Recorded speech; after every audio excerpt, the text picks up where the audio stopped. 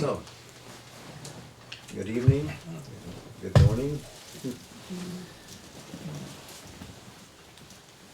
We come tonight to the 28th chapter in the Life Divine. This is the first completely new chapter that we've met in our reading. We're not simply going through the Life Divine as published in the Arya, but the Life Divine is published in book form in 1939 and 40, which we still read today. If you remember, Sri Aurobindo gave a prefatory title to Book 1 of the Life Divine, Omnipresent Reality and the Universe. This is the last chapter of that first book. It will probably take us 4 weeks to move through this material. It's rich, it's dense, but book 2 will certainly feel like a challenge. Its prefatory title is The Knowledge and the Ignorance, the Spiritual Evolution. Chapter 28 had to be written. Supermind, mind, and the overmind, Maya. His experience did not cease with the cessation of the journal Arya. His experience continued to grow. As he continued his ascent into higher regions of awareness and conscious power, Sri Aurobindo made many new discoveries about layers, heights of awareness, ranging above the mind, leading almost like steps towards what he called the supramental consciousness. And as he experienced those planes, he assayed their heights, their depths, what their purposes were.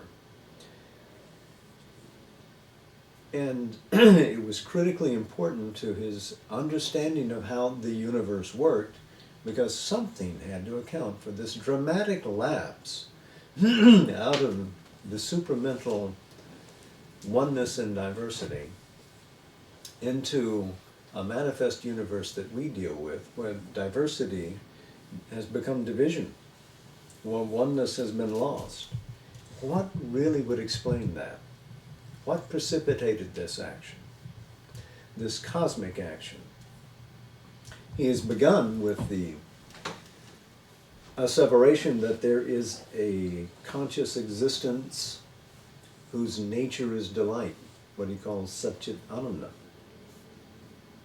And that from this teeming infinity of Satchit Ananda is arranged a coordinated expression in cosmic form, which he calls the supramental, governed by ideas which are real. They're not insubstantial, floating around sorts of things. Rather, they have conscious power within them. They are expressions of conscious power, and because they come from Sat, they are real. They are true, necessarily so. And this oneness, which is wrapped in Ananda, delight, expresses itself richly in this supramental plane of existence. Oneness expressed diversely, the diverse always looking back to the one. And then, of course, he's found that these various truths of Sat, of Chit, of Ananda, of the supramental, have themselves densified and become part of this omnipresence which is in matter itself. Not only is matter the final stage of an involving spiritual conscious being, but it is the beginning stage of an evolution back in all these 7 chords of being: matter, life, mind, supermind. Climb back to the origination as Satchit Ananda. But one thing was missing, which we've spoken about: the principle of Ananda. How is that represented in the cosmos? It's represented here in the principle of the soul, in the principle of the psychic being, who evolves back towards conscious suzerainty and governance over a world which has been made divine. So the soul is the promise of the future. It looks to be hidden inside, insubstantial, indistinct. We see, when we look, only the ego. We peel that away, there seems to be nothing there. But there is a psyche at the root, and its driving force, its whole raison d'etre, is to experience and discover bliss in all the world, and to release it, to unchain it, to reveal it. So, Sat manifests as matter. The real becomes matter, stations itself at what seems to be oblivion. Chit Tapas becomes the life power. The supramental becomes the mind, divisive but always at its own pure plane, in service to the supermind, but a delegated power thereof. And Ananda stations itself in the world as the supportive world soul, in the individual as the climbing, the ever-aspiring psyche. So this is the way the universe looks to us, but why this lapse from supermind into the ignorance of mind, just abruptly? So he feels it necessary to come back and treat this. Before he does, he throws in front of us some wonderful citations, both from Vedic origin and from Upanishadic origin. The first one is from the Rig Veda, Book 5. It's the 62nd hymn, and it's the first Rik, the first verse.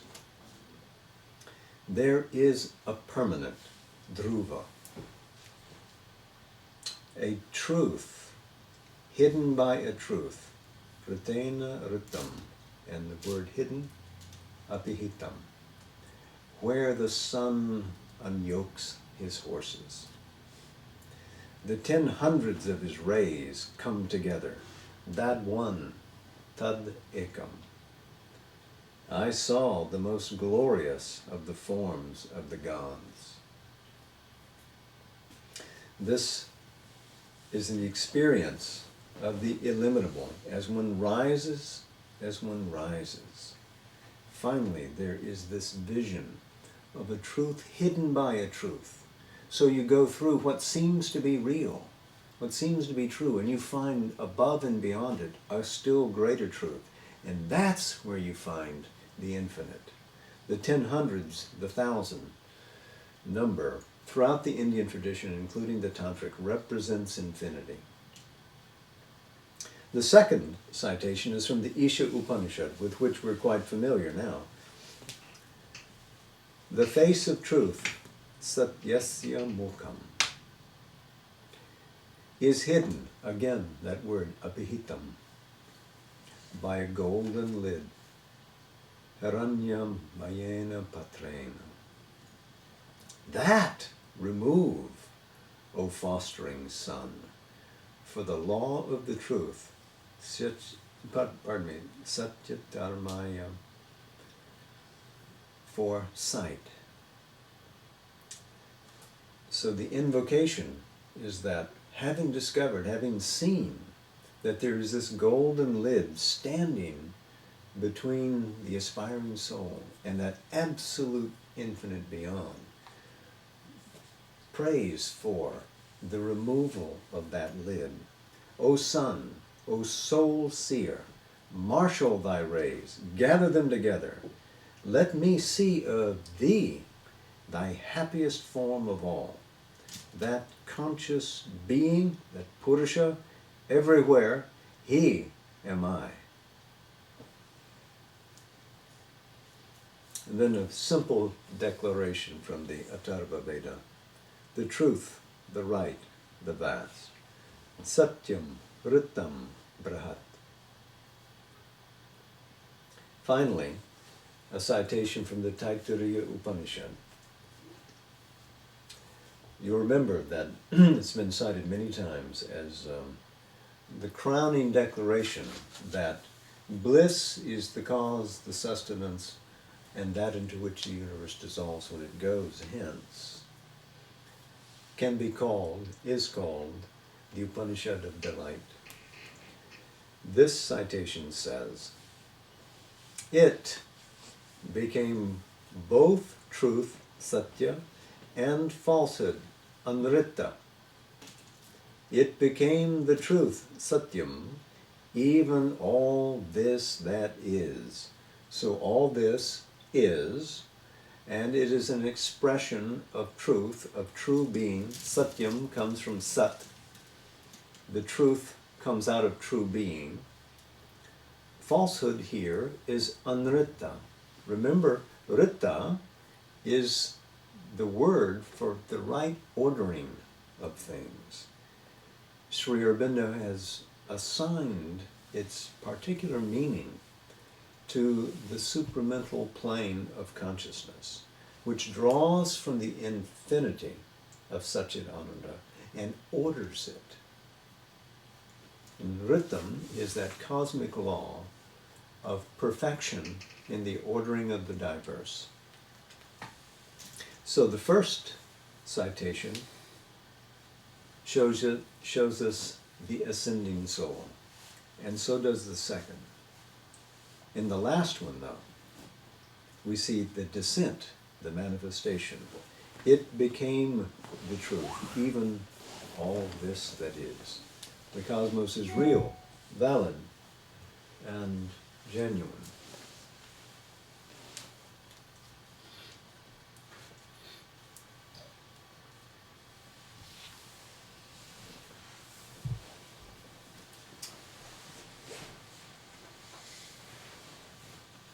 So, we can now, I think, begin the chapter.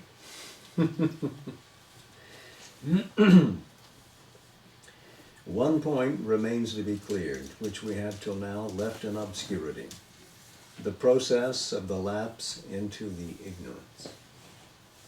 For we have seen that nothing in the original nature of mind, life, or matter necessitates a fall from knowledge.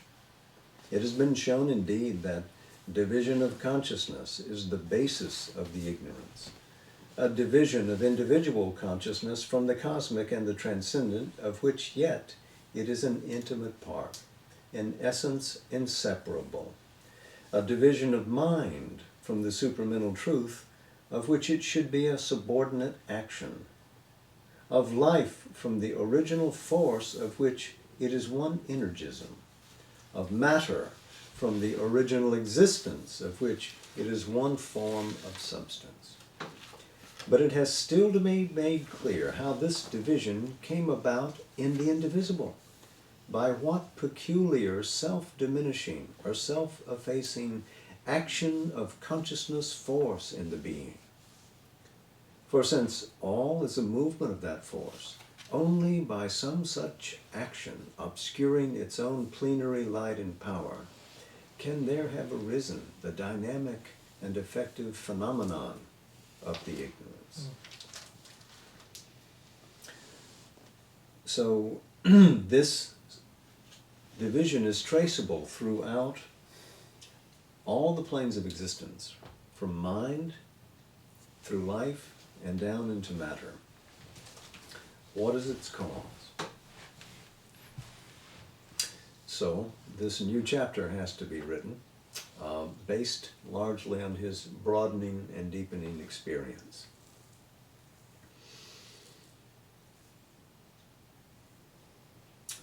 note that it is only some self-diminishing or self-effacing action of the conscious being who could achieve this. In other words, if this has happened, it is not accidental. It is not something that has been imposed on the divine as a being coming out of the fullness of perfection.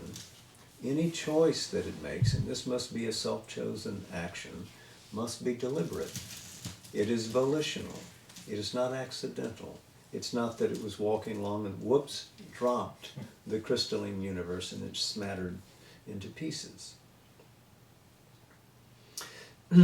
So to analyze that would be one path that we could take right now. But he says, but this problem can be left over to be treated in a more close examination of the dual phenomenon of knowledge-ignorance, which makes our consciousness a blend of light and darkness, a half-light between the full day of the supramental truth and the night of the material inconscience. In other words, we'll get to it. Remember, the next book is called The Knowledge and the Ignorance. So indeed, we'll have a look at this topic.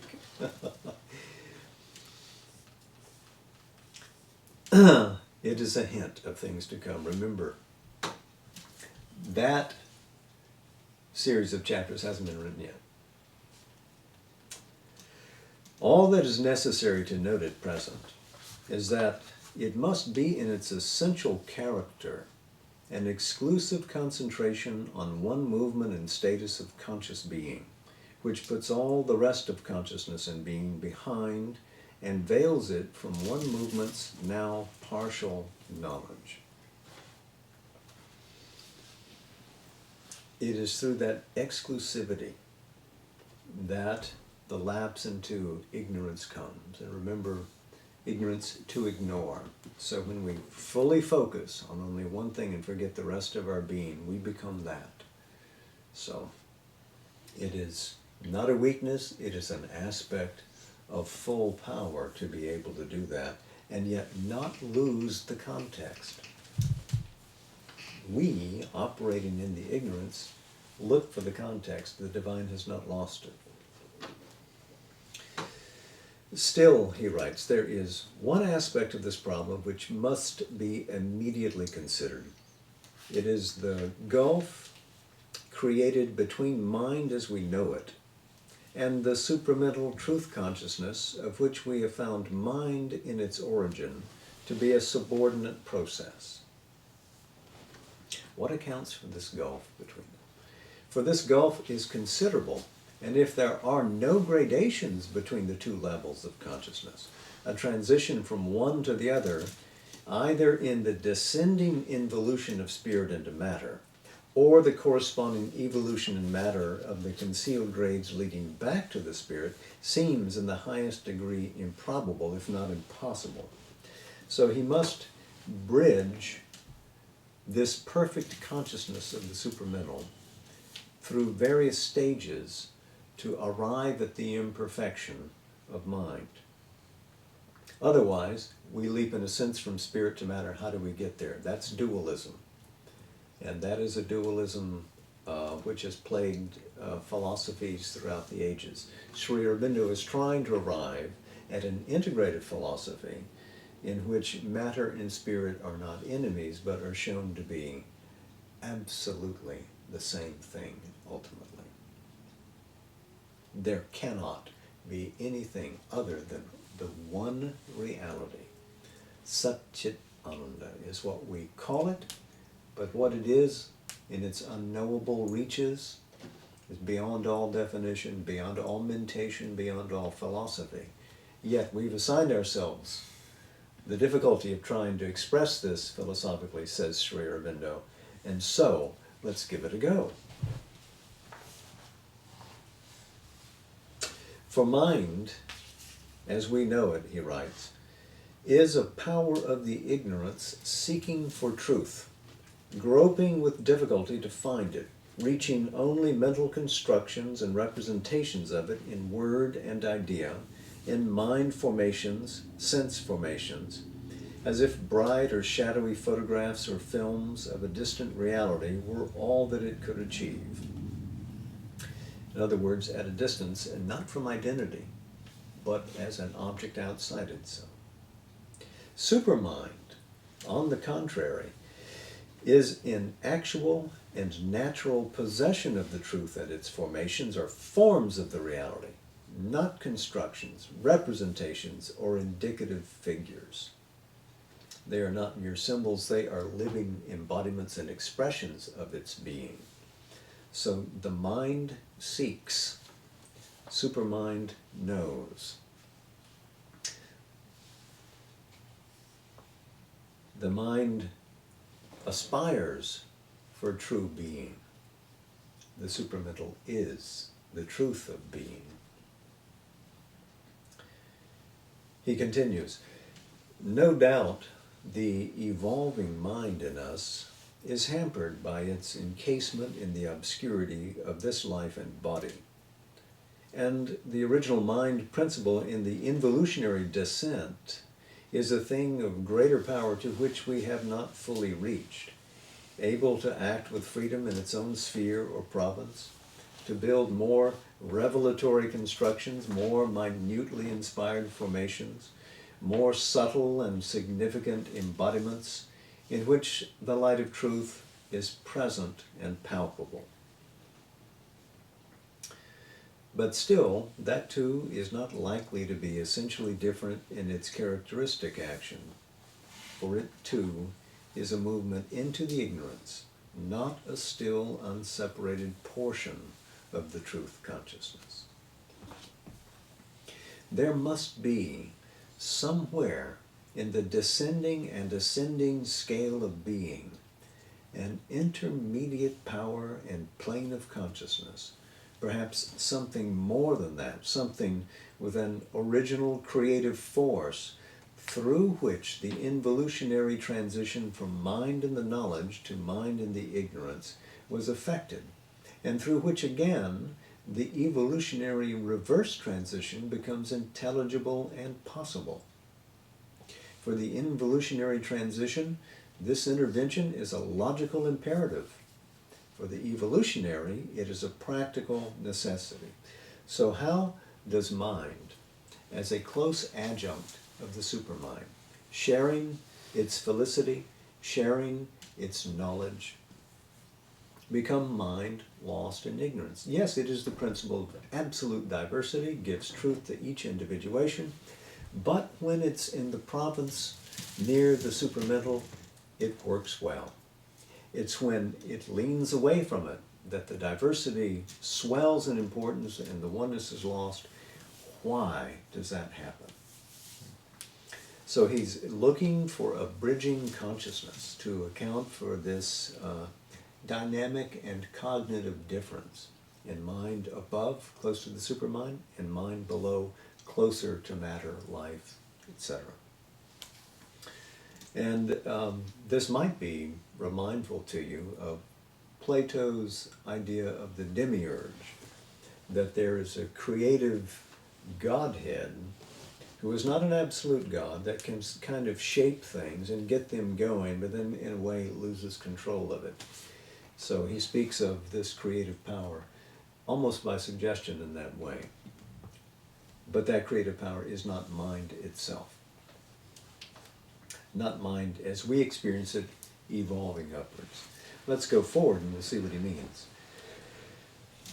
For in the evolution, there are indeed radical transitions from indeterminate energy to organized matter, from inanimate matter to life, from a subconscious or submental to a perceptive and feeling and acting life, from primitive animal mentality to conceptive reasoning mind, observing and governing life and observing itself also, able to act as an independent entity and even to seek consciously for self-transcendence.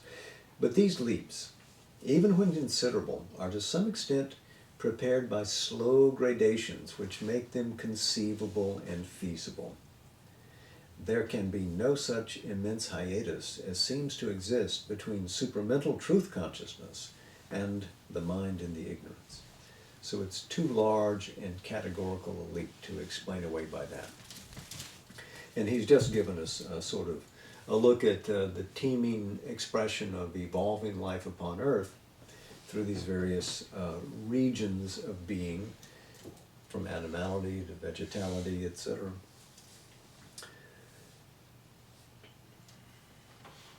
So he continues, but if such intervening gradations exist, it is clear that they must be superconscient to human mind, above the awareness of the human mind, which does not seem to have in its normal state any entry into these higher grades of being.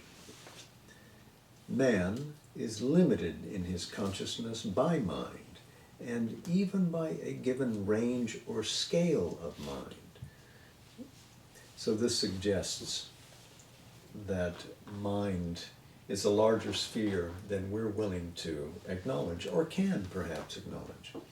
What is below his mind, submental or mental but nether to his scale, readily seems to him subconscious or not distinguishable from complete inconscience.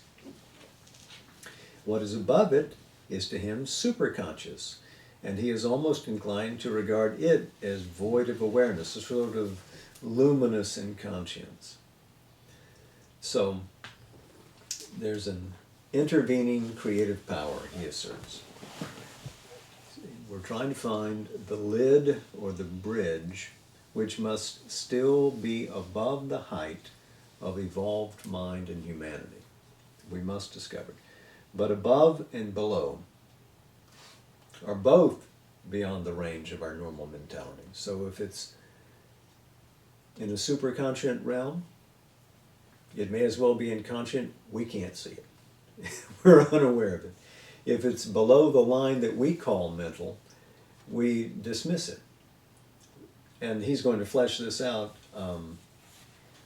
in a way that I think is colorful. So, just as he is limited to a certain scale of sounds or of colors, and what is above or below that scale is to him inaudible and invisible, or at least indistinguishable, so it is with his scale of mental consciousness, confined at either extremity by an incapacity which marks his upper and his nether limit. He has no sufficient means of communication even with the animal who is his mental congener, though not his equal. A congener is of the same kind of nature, so animals are pretty much like us. And he is even capable of denying mind or real consciousness to it, because its modes are other and narrower than those with which in himself and his kind he is familiar. He can observe submental being from outside, but cannot at all communicate with it or enter intimately into its nature. So animals are mental, vegetables are not mental, and they're unreachable so far as mind is concerned. Or let us say the mental human is concerned. Equally, Sri Aurobindo writes, the superconscious is to him a closed book which may well be filled only with empty pages. Because we're stuck here in the mind, we look up, we view the superconscious, I don't get it. If so, they cannot act as links or bridges, and his evolution must cease with his accomplished mental range and cannot exceed it. Nature, in drawing these limits, has written finus to his upward endeavor. Finus means end or conclusion. So if the human mind is to be the judge of it, where we're at, there's nothing more to grow to. There's not much below us that we can contact. There's not much above us. And can we even have real dialogue with ourselves? Doubts and doubts and doubts. But when we look more closely, we perceive that this normality is deceptive, and that in fact there are several directions in which human mind reaches beyond itself, tends towards self-exceeding. These are precisely the necessary lines of contact, or veiled or half-veiled passages, which connect it with higher grades of consciousness of the self-manifesting spirit. So there are traces of transcendence in mind as we know it. First, We have noted the place intuition occupies in the human means of knowledge. And intuition is in its very nature a projection of the characteristic action of these higher grades into the mind of ignorance. So this means that intuition, when it's properly functioning in us, comes from above. It comes from those very superconscious realms of which we have no immediate awareness. If it can come into us, that means that there is some avenue by which it is reached here, which means we can trace our way back to that. It is true that in human mind, its action is largely hidden by the interventions of our normal intelligence. A pure intuition is a rare occurrence in our mental activity. For what we call by the name is usually a point of direct knowledge which is immediately caught and covered over with mental stuff, so that it serves only as an invisible or a very tiny nucleus of a crystallization which is in its mass intellectual or otherwise mental in character.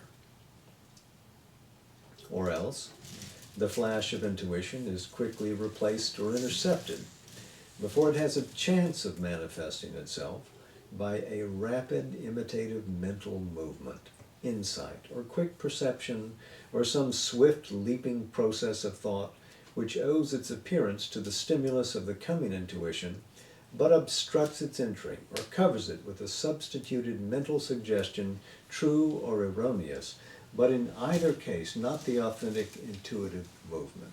So he's just described a weltering world of ways that the aping mind can jump in and try to intercede between this descending truth and the active awareness of us in the front.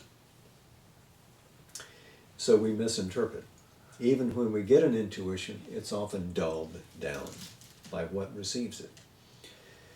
And then there is the possibility that a rapid intelligence can emulate an intuition. It won't have the real immediacy, but it's pretty close. And can we distinguish that with our limited mind? Most often not.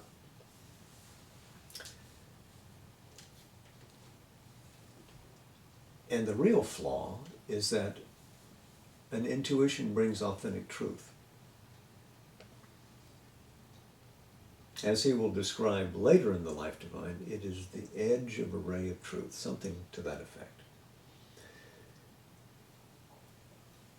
For us, if we cannot allow the intuition to act in its nativity, that means it will be tempered by the medium into which it arrives. It's not the place to discuss this now, but intuition can act not only in mind, but in our other mobile and living parts. It can act in our life powers. It can act in the body as well. It is a higher consciousness which can descend into any receptive instrument. Back to the place of intuition in his argument, though, here and now. Nevertheless, the fact of this intervention from above, the fact that behind all our original thinking or authentic perception of things, there is a veiled, a half-veiled, or a swift, unveiled intuitive element, is enough to establish a connection between mind and what is above it.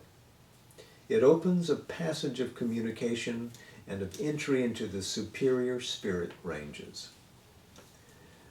So this implies that if we're living currently at the level of the human mind, that evolutionarily to arrive at an intuitive power of consciousness would be the next evolutionary step, an immediate step, takeable now.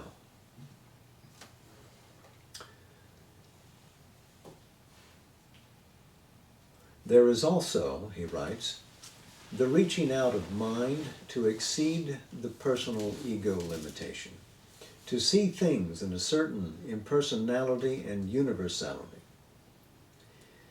In other words, to move from personal illumination towards the cosmic. Impersonality is the first character of cosmic self. Universality, non-limitation by the single or limiting point of view, is the character of cosmic perception and knowledge. This tendency is therefore a widening, however rudimentary, of these restricted mind areas towards cosmicity, towards a quality which is the very character of the higher mental planes, towards that superconscient cosmic mind which, we have suggested, must in the nature of things be the original mind action, of which ours is only a derivative and inferior process. So if intuition is the first reachable level en route to the supermind and truth of being, and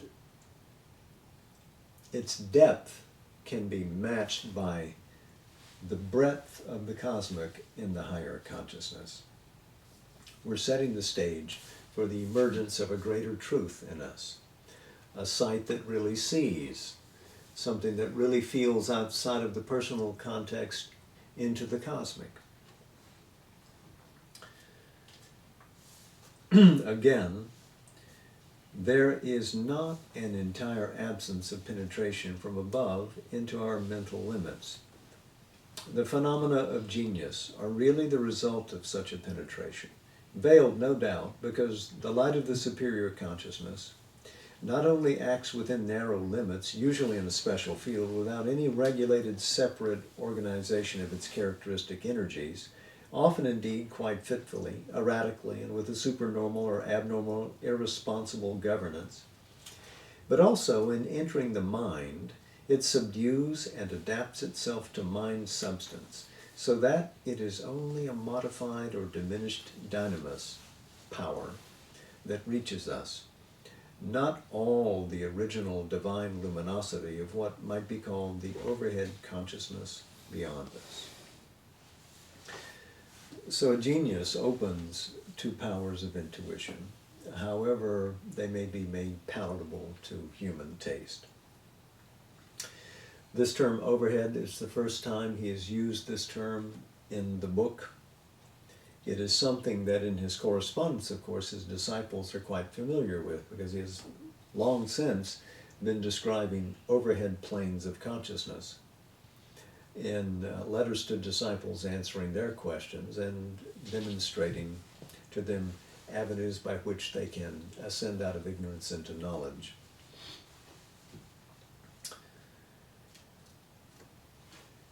Finally, he writes, pardon me, I skipped a sentence. Still, the phenomena of inspiration, of revelatory vision, or of intuitive perception and intuitive discernment, surpassing our less illumined or less powerful normal mind action, are there, and their origin is unmistakable. Finally, there is the vast and multitudinous field of mystic and spiritual experience, and here the gates already lie wide open to the possibility of extending our consciousness beyond its present limits, unless indeed, by an obscurantism that refuses to inquire, or an attachment to our boundaries of mental normality, we shut them or turn away from the vistas they open before us. But in our present investigation, we cannot afford to neglect the possibilities which these domains of mankind's endeavor bring near to us, or the added knowledge of oneself and of the veiled reality which is their gift to human mind, the greater light which arms them with the right to act upon us and is the innate power of their existence. So he's demonstrated several ways in which this higher consciousness can reach itself into us through the power of intuition, directly implanting itself in the mind, through the widening of the spirit so that it becomes one with the cosmic vast around, with the developing mystic and spiritual experience. All of these things offer avenues by which we can grow back towards those originating heights from which we came. I think this is a good place to put our marker for this evening. and we'll be continuing from this point. This is a good place because it's a nice transitional spot in his argument. So we'll continue with supermind, mind, and the overmind Maya. Next week, we will not work in this. I'll be in Maryland with a group of devotees and a circle of aspirants there. So our group in Pensacola will continue to meet, of course, and look at some of Mother's comments on the Life Divine. I think they'll be reading from volume 9 in her collected works, around page 302, I think is the beginning point on that. So we'll reconvene, not on the 11th for this chapter, but on the 18th, and I apologize for being absent for a week. I do have a passage selected from the Life Divine if you care to hear it. This is from Book 10, the Book of the Double Twilight, Canto 4, the dream twilight of the earthly real. All opposition seems, and strife and chance, an aimless labor with but scanty sense, to eyes that see apart and miss the whole. The surface men scan, the depths refuse their search. A hybrid mystery challenges the view, or a discouraging, sordid miracle. Yet in the exact inconscience stark conceit, in the casual error of the world's ignorance, a plan, a hidden intelligence is glimpsed. There is a purpose in each stumble and fall. Nature's most careless lolling is a pose preparing some forward step, some deep result. Ingenious notes plugged into a motived score. These million discords dot the harmonious theme of the evolution's huge orchestral dance. A truth supreme has forced the world to be. It has wrapped itself in matter as in a shroud of death, a shroud of ignorance. It compelled the suns to burn through silent space, flame signs of its uncomprehended thought, in a wide brooding ether's formless muse. It made of knowledge a veiled and struggling light, of being a substance nescient, dense and dumb, of bliss the beauty of an insentient world. In finite things the conscious infinite dwells. Involved it sleeps in matter's helpless trance. It rules the world from its sleeping senseless void. Dreaming it throws out mind and heart and soul to labor crippled, bound on the hard earth. A broken whole it works through scattered points. Its gleaming shards are wisdom's diamond thoughts. Its shadowy reflex, our ignorance. I may read that last sentence again when next we gather. It is so wonderful and a good place to start from. You've been very kind to be with me again. Thank you, and to all of our friends on Zoom.